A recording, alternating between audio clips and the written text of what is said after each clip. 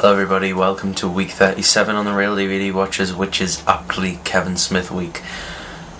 I want to start this review off by saying I absolutely adore Kevin Smith. He is my favourite filmmaker. I don't know if he's my favourite director, because he is an incredibly visual, although the film that I'm going to review is one of his most visually appealing films.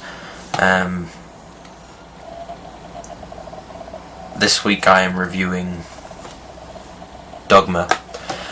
Also, before I start the review, I would also like to say that I am now a regular on the Real DVD Watchers. I am Tuesday, which is today, so yeah, you probably guessed that. Yeah, I have just watched this again for the first time in a long time, and I absolutely loved it again. Kevin Smith creates his own universe, and he has done for all of the films in the View Askew universe.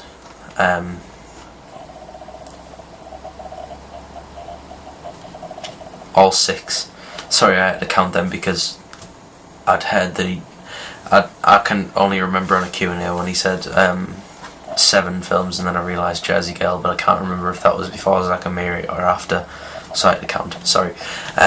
There are 6 films in the View Askew universe: Clerks, Mallrats, Chasing Amy, then Dogma, then Jay and Silent Bob Strike Back, and then Clerks 2. Between Jay and Silent Bob Strike Back and Clerks 2 in 2004, I think it was, he did Jersey Girl, which was a huge box office flop, and I actually liked it. A lot of people hated it, a lot of his fans hated it because it wasn't his usual breed of humour, but I really enjoyed it. Don't turn the video off now for me saying that.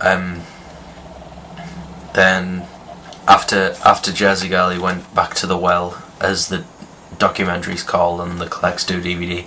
He went back to do Clerks 2, which is... Cody reviewed it. Go and watch his review.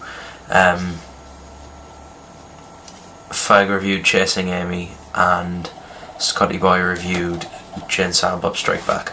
That's it up to now, and I am reviewing Dogma. I don't know who's doing Mallrats, or the first Clerks, or...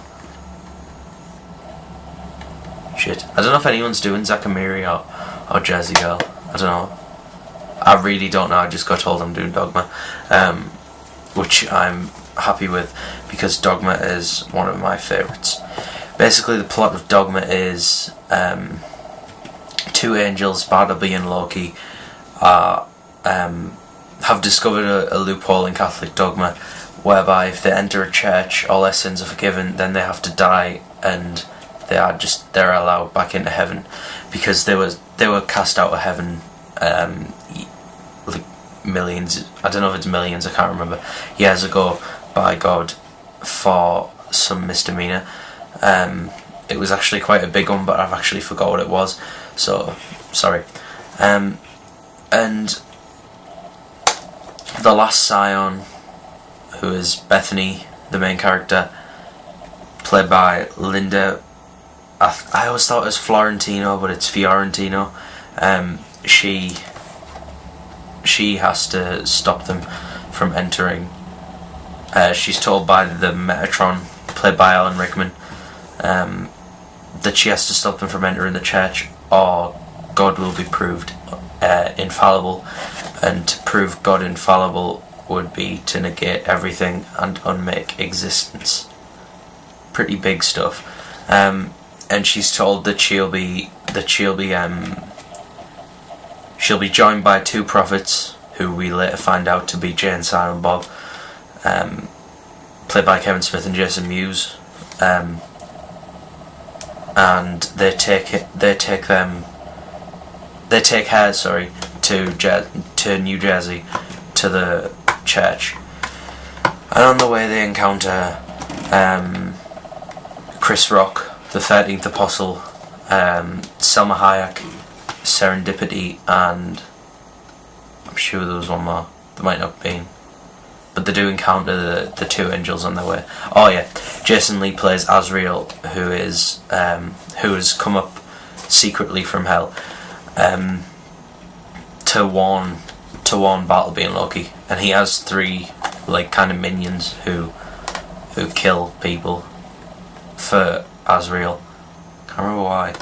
And then like later on, I won't spoil anything in case anyone hasn't seen it, but if you haven't, definitely go out and see it. I'd recommend, if you haven't seen it, to watch all of the Views Universe films in order. So watch Clerks and Mallrats, Chasing Amy, so on, because they are tied with each other. This is probably the film with the least amount of ties to the other films, because I think the only... Obviously, Jay and Silent Bob are in it. Obviously, it's Kevin Smith, but in the plot, I think the only ties are Jay and Silent Bob, Steve, Dave, and Fanboy. You know, the "Tell 'em, Steve, Dave" people, and there was something later on as well. There is something else, but I can't remember at this point. I'm sorry, I'm terrible at remembering plot points of a film. But yeah, I absolutely love this film to death.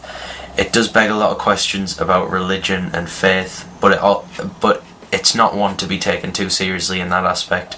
Too many people did that, and too many people wrote to Kevin Smith about how he's being really offensive.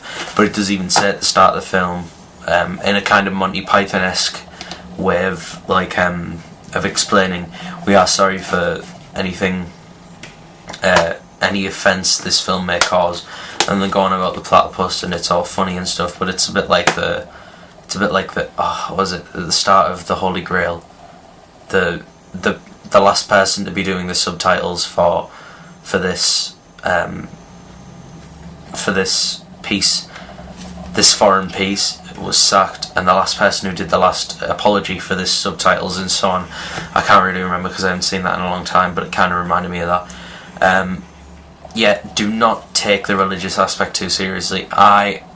I'm not a religious person by any stretch of the imagination, nor do I know if I believe in anything. I'm agnostic, more leaning towards the side of atheist, but that's not important. Kevin Smith is actually quite a devout Catholic. Well, I wouldn't say devout, he's a Catholic, and it kind of shows that he had a lot of questions about faith, and they're all addressed in this film. Well, I don't think he actually believes that there's a rubber shit demon in that should have been mentioned in the Bible, but hey, if you're that picky, then don't watch it. It's such a good film. The universe it's created is very good. It's actually quite clever in places, and the ending, I won't give anything away, is very, very good. I really, really, really enjoyed the part at the end where they're at the church. That's not spoiling anything. They do get to the church, I will tell you. I won't tell you what happens then, because that would definitely be spoiling. If you haven't seen it, definitely go and check it out, I urge you. But also watch his other films as well. I watched them completely out of order. I can't remember the order I watched them, but I know I watched Jay and Silent Bob Strike Back first. I can remember the order. Jay and Silent Bob Strike Back, then this, then Clerks 2, and then Clerks, Chasing Amy, and then Mallrats. So it was all over the place, but still, I got the same amount of enjoyment out of them. Please do check out his other films. Check out this film if you haven't seen them. Check out, if you like all of his films, check out his Q&A DVDs, The Evening with Kevin Smith. There's 3 now. I don't have the 3rd one, but I have seen it, and it's very funny. First one's brilliant, the second one's meh, and it's still funny. It's really easy to watch, but it's not as good as the first. And the 3rd is probably on par with the 2nd. They're all still very, very funny. He's done a few other cameos in other films, but I'm not meant to be. This video isn't to tell you about Kevin Smith. It's to tell you that I think this film is a 10 out of 10, 5 out of 5, whatever you want to call it. 2 thumbs up if you're Ebert and whoever he's rolling with now. I think he's by himself now. I can't remember. Didn't he get cancer? It doesn't matter, right?